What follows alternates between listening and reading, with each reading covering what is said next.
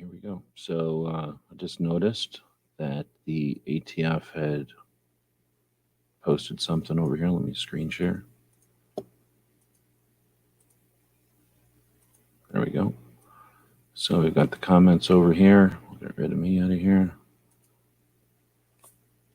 Wish I was kidding. Here's the link, unless they think there's some kind of joke or whatever at the national level. But you've got the ATF's website, atf.gov/news.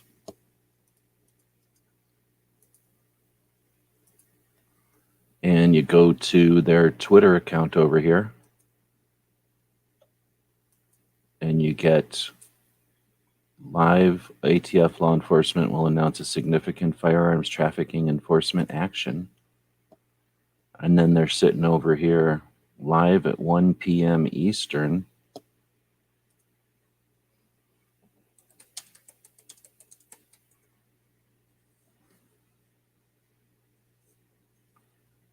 Time in Milwaukee. How about in DC? 1:23 p.m.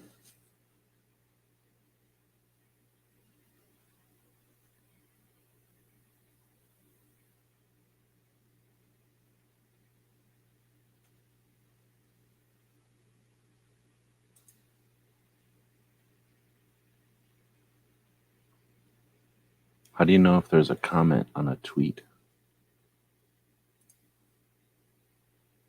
I guess we'll see.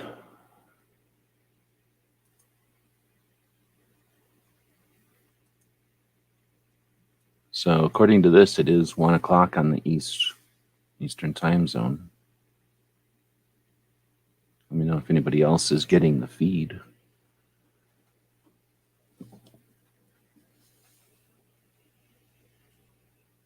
Oh, here we go.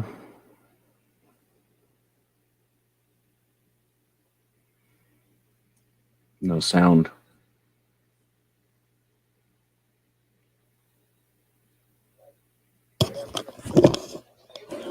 Superseding indictment charging 12 individuals in a conspiracy to illegally traffic over 90 guns across state lines into the city of Chicago. This case is an example of the collaborative approach the Justice Department is taking to protect our communities from violent crime and from the illegal gun trafficking that often drives it. This approach requires cooperation across all levels of government, federal, state, and local. And this case reflects that cooperation in the best possible way. On March 26 of last year, a mass shooting in my hometown of Chicago left 7 people dead, wounded, and 1 person dead. Several of the guns that the Chicago Police Department recovered at the crime scene were traced by our experts at ATF's National Tracing Center. ATF found that 5 of the recovered guns were recently purchased from federally licensed firearms dealers located hundreds of miles away. Further investigation by our agents and law enforcement partners uncovered an alleged gun trafficking conspiracy involving over 90 guns and 12 defendants. Many of these guns have been linked to shootings in the Chicago area in which multiple people have been injured and several killed. In July 2021, a grand jury charged 3 enlisted members of the United States Army stationed at the Fort Campbell military installation in Clarksville, Tennessee, with crimes stemming from the purchase and transfer of dozens of firearms to the streets of Chicago. The superseding indictment that we are announcing today charges 9 additional defendants in the conspiracies and other substantive offenses. The indictment alleges that the new defendants are members of the Gangster Disciple Street Gang in Chicago. They are alleged to have conspired to purchase and deliver over 90 firearms. The new defendants are members of the Chicago area to facilitate ongoing violent disputes between the Gangster Disciples from Pockettown and rival gangs. In a moment, my colleagues will discuss the details of the case more specifically. The Justice Department recognizes that fighting violent crime requires approaches tailored to the needs of individual communities. But gun violence can be a problem that is too big for any one community, any one city, or any one agency to solve. That is why our approach to disrupting gun violence and keeping guns out of the hands of criminals rests on the kind of coordination that you see here today. That is why last year we established 5 cross-jurisdictional strike forces to disrupt the pipelines that flood our communities with illegal guns. These strike forces are designed to foster sustained coordination among federal, state, and local law enforcement partners across jurisdictions. They are set up to disrupt the entirety of illegal gun trafficking networks, from the jurisdictions where guns are purchased to the places where they are used to commit violent crimes. But our efforts are not limited to strike forces. As we made clear in our guidance to all federal prosecutors and law enforcement agents last May, criminal gun traffickers who provide weapons to violent offenders are an enforcement priority across the nation.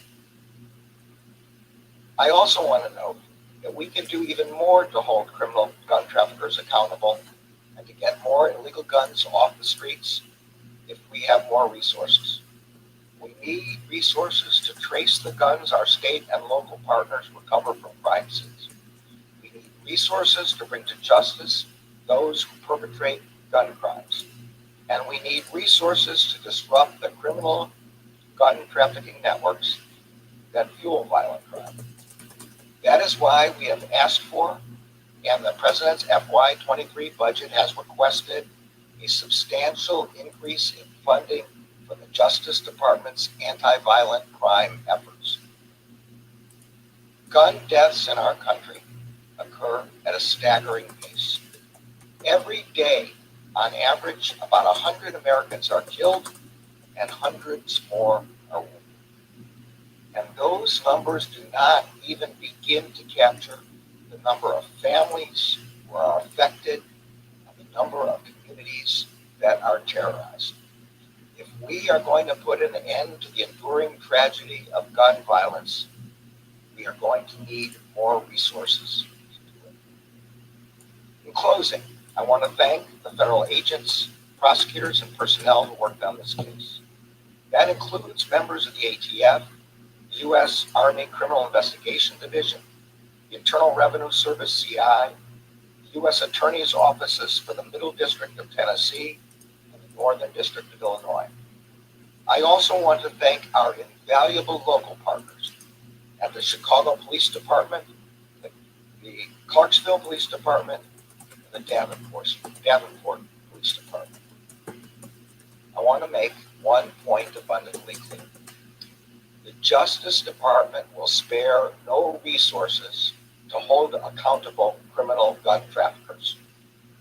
There is no hiding place for those who flood our communities with illegal guns. It does not matter where you are or how far away you are. If you illegally traffic guns, we and our law enforcement partners nationwide will find you. I'm going to turn it over to the United States Attorney for the Middle District of Tennessee.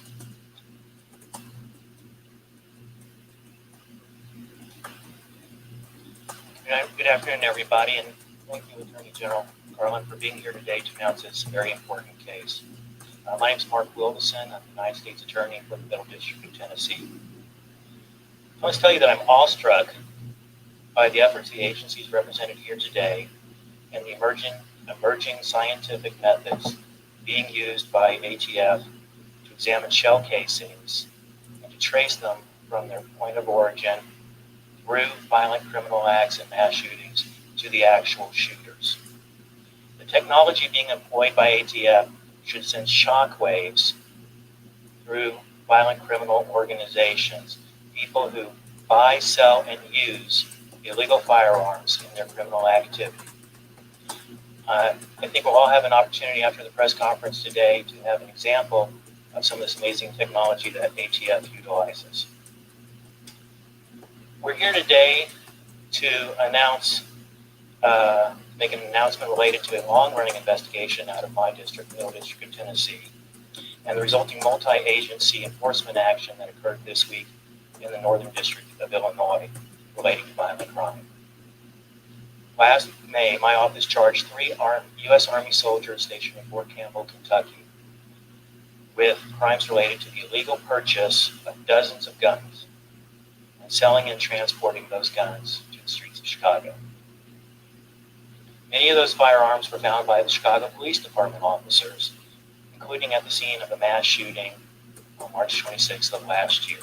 The firearms were traced by ATF to their point of origin. They were sold by federally licensed firearms dealers in Clarksville, Tennessee, and southern Kentucky. Since that time, ATF Nashville, in conjunction with ATF Chicago and its other offices, with the invaluable assistance of some of the agencies represented here today, IRS Criminal Investigation, Army Criminal Investigation Division, U.S.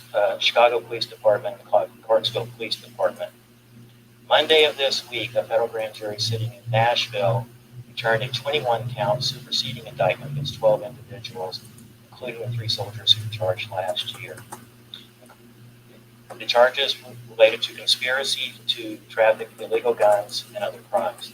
On Wednesday, these law enforcement agencies, led again by ATF Nashville, initiated a highly coordinated operation aimed at arresting these defendants. Of the 9 new defendants charged this week, I'm pleased to say that 6 currently are in custody as of this time.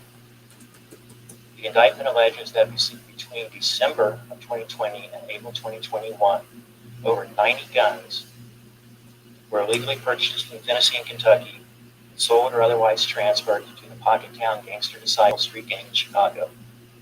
The indictment describes in detail the conspiracies engaged in by these defendants, the methods they used, the networks they used to transfer the arms and money and deliver them into the hands of the gang members. I don't have to remind anybody here about the vast increase in violent crime over the last couple of years, specifically gun crime, that has affected every major city in the United States. My colleague, U.S. Attorney John Lausch of the Northern District, will speak shortly. He's all too familiar with the violent crime, particularly gun crime, that has plagued Chicago. He's working diligently with the Department of Justice to marshal the resources needed to address this. As the Attorney General said, the Department of Justice has designated reducing violent crime as its highest priority and devotes a vast amount of resources to that. Today's announcement of the enforcement action involving my district and the Northern District of Illinois is only one such example. This should also serve as a warning to people who purchase guns illegally. Even if you are acting as a straw buyer for somebody else, you should expect enforcement action by my office, by another United States Attorney's office, by the ATF, and our local state and federal partners around the country. Bottom line, if you illegally purchase a gun, the Department of Justice will be there.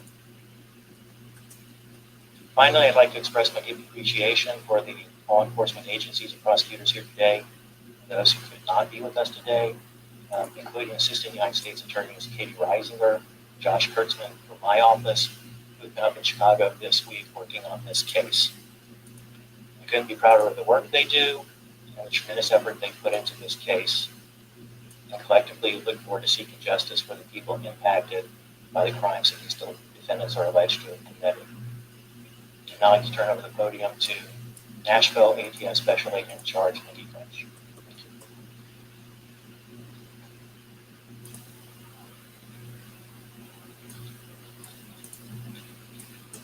Good afternoon. The Bureau of Alcohol, Tobacco, Firearms, and Explosives is the primary lead agency of all federal law enforcement agencies out there that investigates illegal firearms trafficking. ATF is on the front line in the fight against violent crime, specifically illegal firearms trafficking and the supplying of firearms that are used in violent crime to gang members, criminal gangs, as well as drug trafficking organizations.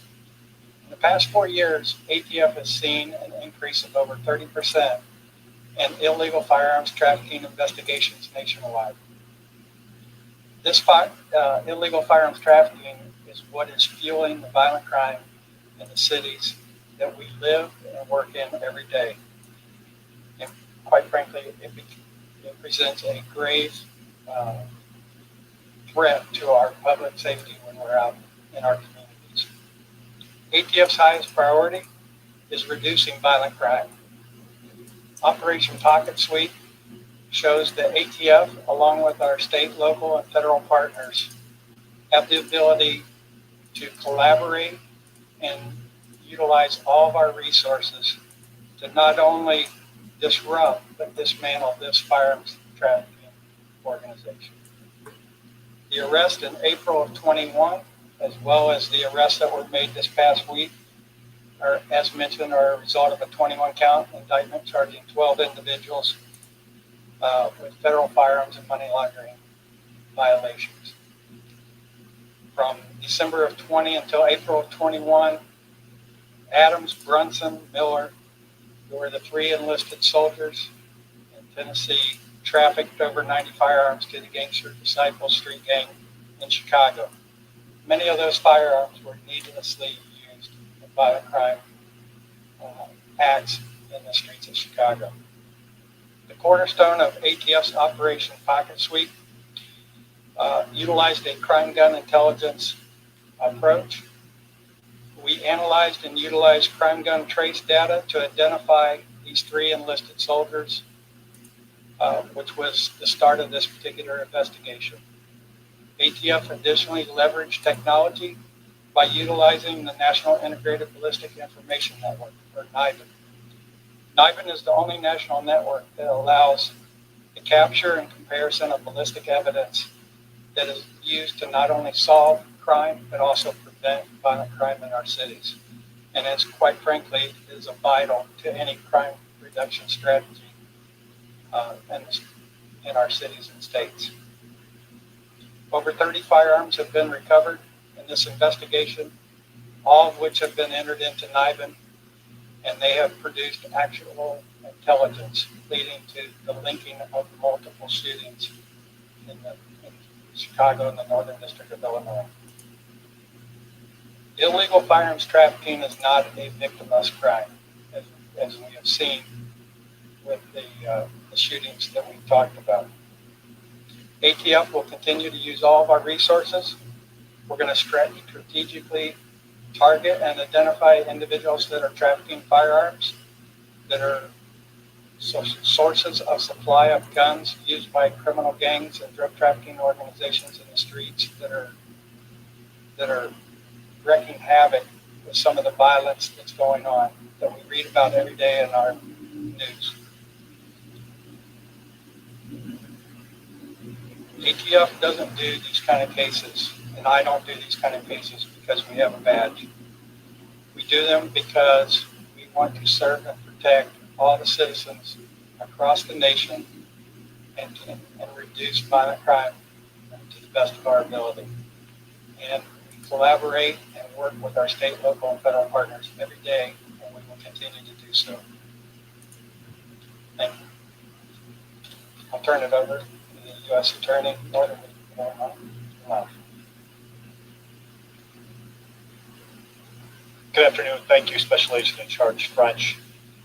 I'd first like to commend and to thank my colleagues at the U.S. Attorney's Office in the Middle District of Tennessee, led by U.S. Attorney Wilderson, for their outstanding work in seeking to bring to justice those individuals charged with illegally supplying firearms to gang members in Chicago, and also to those Chicago Gangster Disciple gang members who are accused of obtaining those guns to further their criminal endeavors.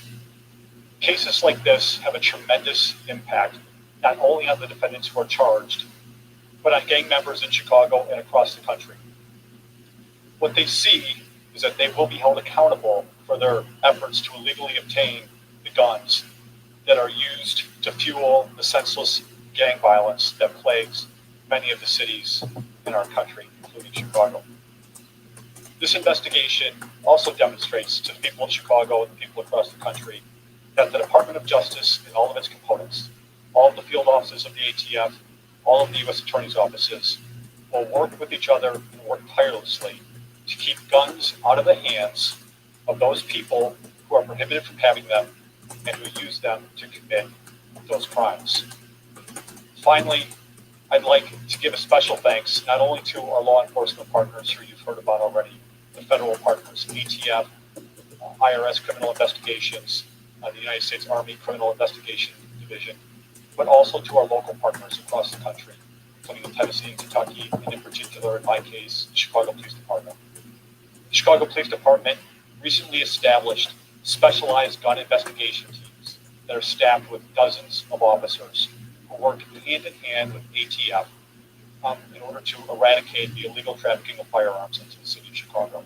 We are very proud to call them our partners, and we look forward to continuing our important work together. And with that, I'd like to turn it over to the Special Agent in charge of the Chicago Field Division of ATF, Kristen DeGinio.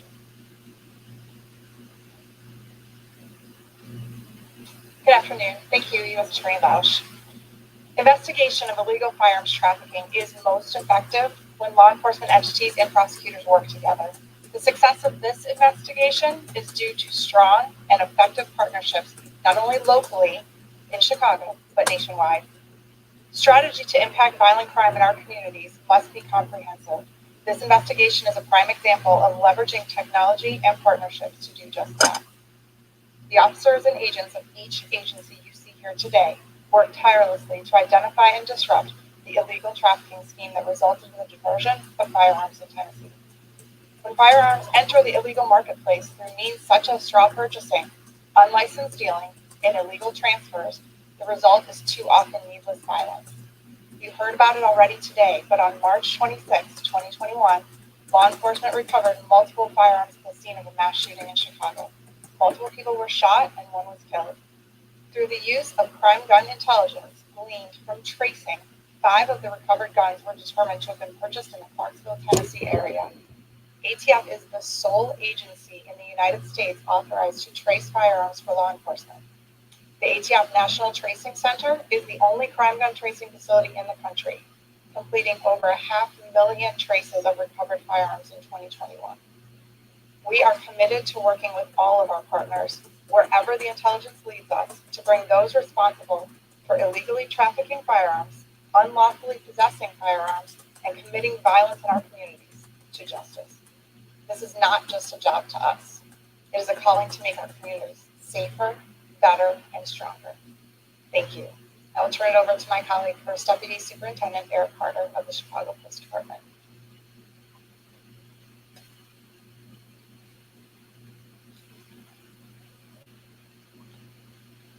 Good afternoon. Thank you.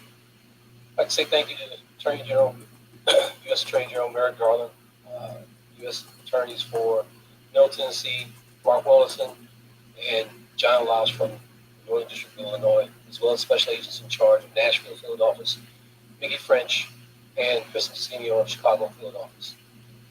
I'd also like to thank Mayor Laura Lightfoot, who has been unwavering in her support of Chicago Police Department's focused strategies around gun trafficking and removing guns from the streets of Chicago. As you know, the shooting that occurred March 26, 2021 in Chicago, that was thought to be a gang dispute, turned out to uncover an interstate gun trafficking operation.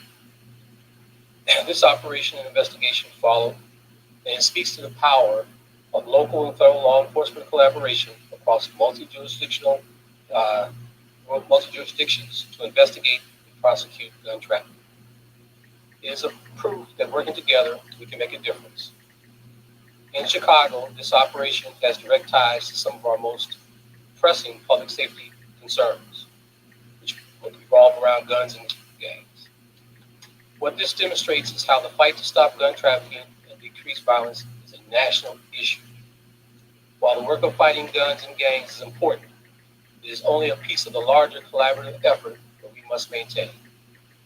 The Chicago Police Department remains committed to seeing this work through. Our Gang Investigations Division and Gun Investigations teams do vital work on the ground every day.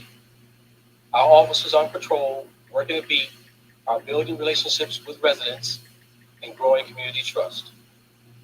So far this year, Chicago police officers have recovered over 2,500 guns. Every gun taken off the streets is a potential deadly encounter, it's also a potential life saving. Our officers are helping to hold offenders accountable and make Chicago safer.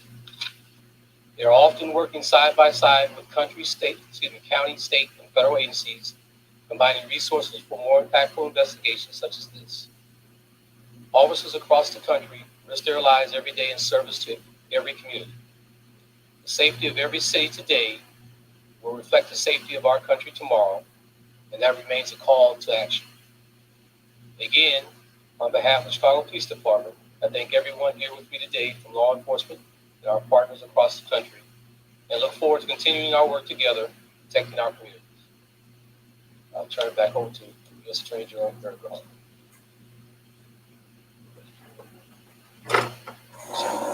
Oh, look at this turnout. Wow. Thanks for taking my question.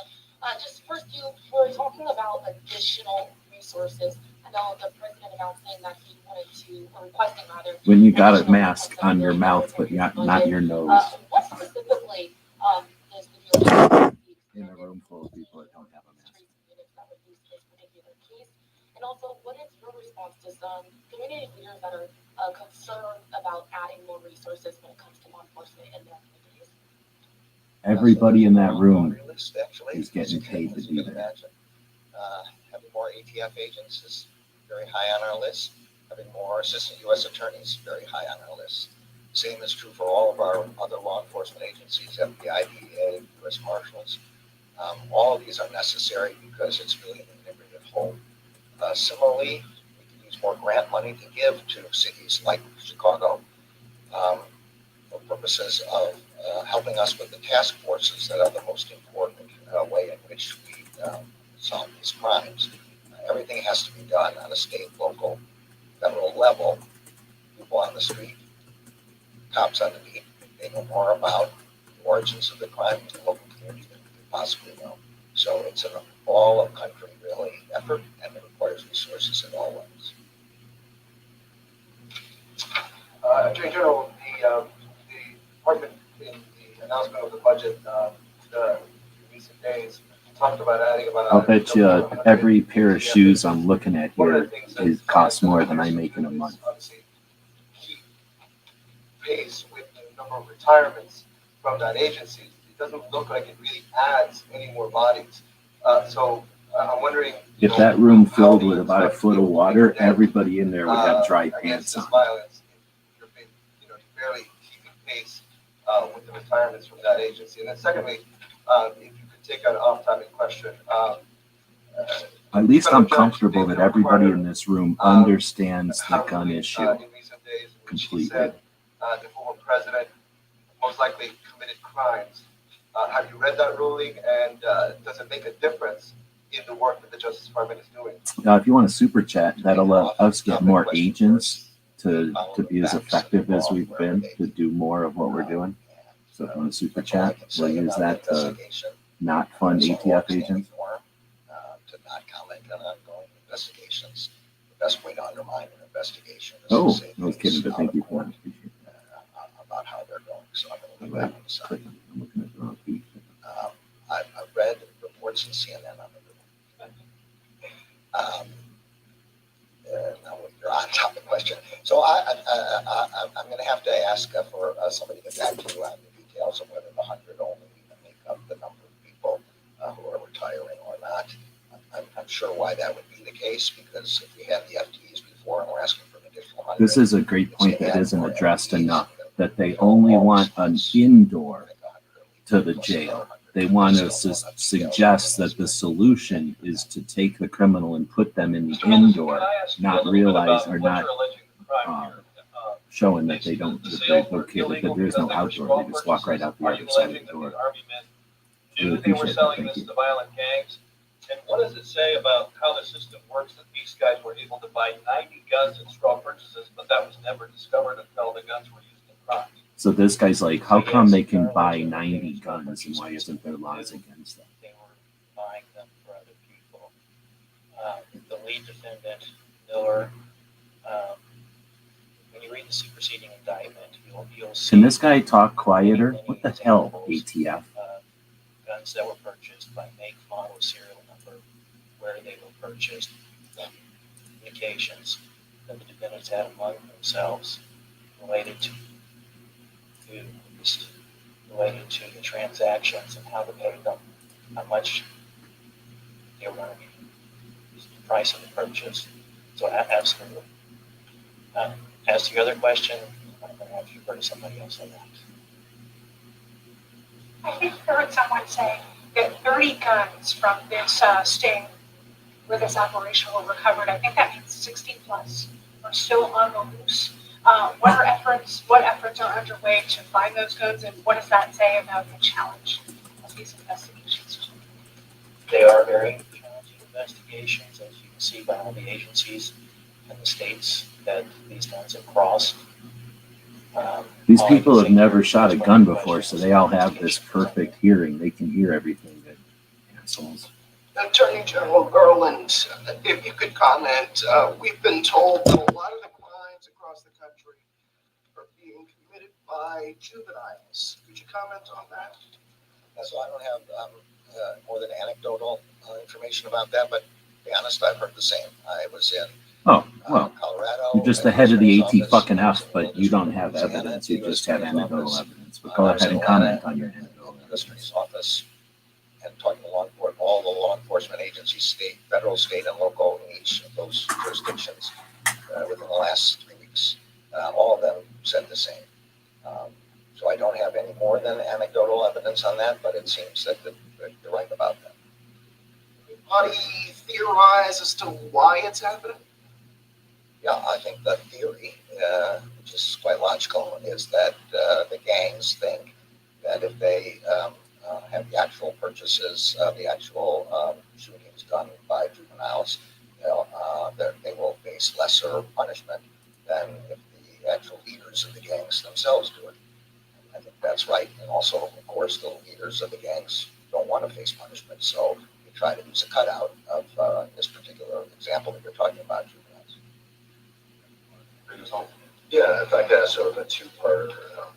First one is, this case is sort of interesting because it's probably representative of all the guns across the country. Sorry, not representative. Yeah, of all the guns across the country that are used in crime. So I wonder if you could comment at all on why you think crime is increasing and why we're seeing so many more gun trafficking investigations, guns into crime.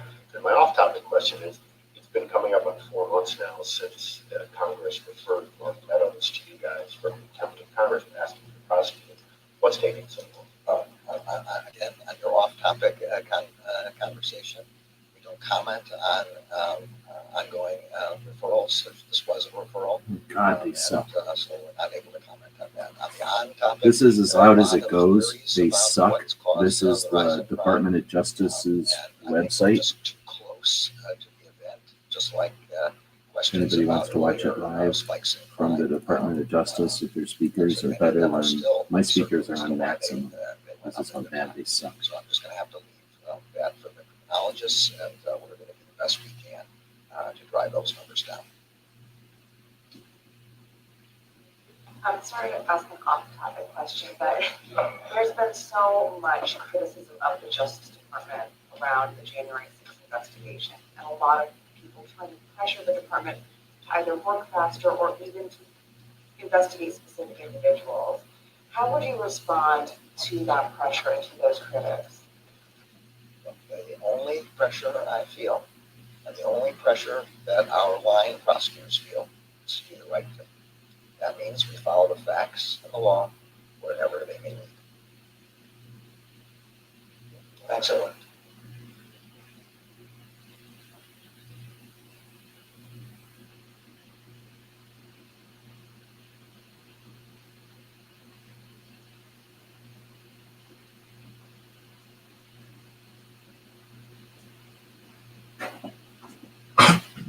Oh shit, it ended? I was peeing. Sorry. So I missed the exciting conclusion. I hope they didn't scare the gangs too much. We don't want them running out of Chicago so fast that they burn up the asphalt. So that was garbage. And that was on the April Fools. So you figure that was some sort of like, haha, F you to the gun community or something. Earlier in the show, I was looking at the ATF's own website by typing in alcohol or tobacco to see if they offered any information on the mortality or death rates of alcohol or tobacco, the first two items in their name, and they didn't offer any. So I went to the CDC, and we found that the tobacco side of it is somewhere around 500,000 deaths annually. And it's really difficult from the CDC to get a solid answer on alcohol, because with alcohol, they mix it in with all the other things that alcohol is attributed to. But we're looking at, many deaths with alcohol as well, significantly more than with firearms. However, the ATF insists on suggesting that firearms are the epidemic that they need more money for. I did go in and find that their budget, just by going to the ATF's website and typing in budget, is $1.4 billion last year. So last year, the ATF budget was approximately $1.4 billion. And on April Fool's Day 2022, they decided to go live and tell us that because 80 guns were purchased in one state and sold to people in Chicago as straw purchases, that they are going to announced significant firearms trafficking enforcement action. All they really talked about was the fact that they, I guess, did the job that they're assigned, one of the many jobs they're assigned to, successfully, with a question mark at the end. So what are you going to do? This was probably an attempt to divert, distract, and spin us off in a different direction. I suggest we pay more attention to the things like Nebraska, maybe Minnesota. I forget the status of Minnesota, but Nebraska, Georgia are the states that have constitutional carry that are waiting on people, representatives. So this, while I went live because I wasn't sure what it was going to be, is a distraction. Let's consider it an ATF joke. If you want to watch the beginning of it, where this old guy, who's some old guy, was threatening the gangs of Chicago in a way that wouldn't threaten a kitten. Like, it was comical. And this guy is this was an April Fool's Day joke. Don't get stressed out by it. I appreciate the 2 super chats that came in. Very much appreciated. Justin throwing $10 at us. Necessary Arms throwing $5. That's very appreciated. It says thanks for the stream. They're losing the fight and they know it. That's a great point. That's what we should realize these are. These are the last desperate, flailing arms of someone who understands that they've got very little time left on the clock. They're going down and they're doing everything they possibly can. Justin said, love the work, appreciate it. Thank you for the money and for the encouragement. It is April Fool's, so it's frustrating to get something like this on April Fool's. I'm not going to read through all of these so I don't waste everybody's day. But I want to thank, I found this in my subscription feed from the Machine Gun Nest. So the Machine Gun Nest is a really cool gun shop in Maryland, the state of Maryland. And it's a cool shop. I've been there once. I've visited a couple of times, but I've been there once while they were open. And it's got a neat story, and they're good people. They do some good stuff on YouTube, so I'm going to link to their video as well. Thanks to them for posting about it earlier, so that I got the heads up. I thought it was a joke, so I went live to kind of play around, and then it turns out it was actually a stupid ATF announcement, reminiscent of the Friday afternoon bump stock announcement, reminiscent of the Friday afternoon shouldering a pistol announcement days before SHOT Show. So it's ATF's little running joke to announce things on Friday night to slip them in amongst the pop culture news, or to get them lost amongst the pop culture news, so that they can say that they officially launched a press release, but in reality shuffled it into the junk mail so that it gets ignored by the media and the people who are supposedly paying attention to stuff out there. Anyway, that's my commentary. Thanks. Gear Report was out there from the beginning. Roll Call does stuff every Wednesday evening, and for at least a while. He's got a couple more shows. Can't click on all of the above. It won't let me see the bottom of the screen. Oh, something is up. I'm not sure what that is. their feed kept freezing. Interesting. The ATF needs more money, so probably their feed would be better and they'd have better volume if they just had a couple of more $1 billion. So again, I'm not going to read all these because it would take a minute. So thanks everybody for showing up. Have a good April Fool's. Have a good Friday. And we'll end it with one of these. Oh, I should have put this out here. Thanks to our Patreons who make it possible for us to do this. I should have had that ticker running the whole dang time. But we'll end it with, I guess I'll throw a commercial out here. If you do want to grab something from our store, it is Free Patch Friday. We throw free patches in the orders that go out every Friday from our Gear website store. So I'll throw a commercial out here, and then we'll say have a good weekend. GearWebsites.com is your source for firearms-based playing cards and books. We also have mugs, shirts, and posters with designs that we've made live. Of course, we have patches. Every Friday is Free Patch Friday. We appreciate your support. Thank you for shopping at GearWebsites.com. So let us know what you think. We'll be watching the comments wherever you find the video, over on Gunstreamer.com or on GunTube.org. Thank you for supporting our projects. If you'd like to buy us a cup of coffee, check out our Patreon channel. The guys and gals of GunWebsites.com encourages you to take a CCW class every year, practice at least once a month, and carry every day. Thank you for watching GunWebsites.com.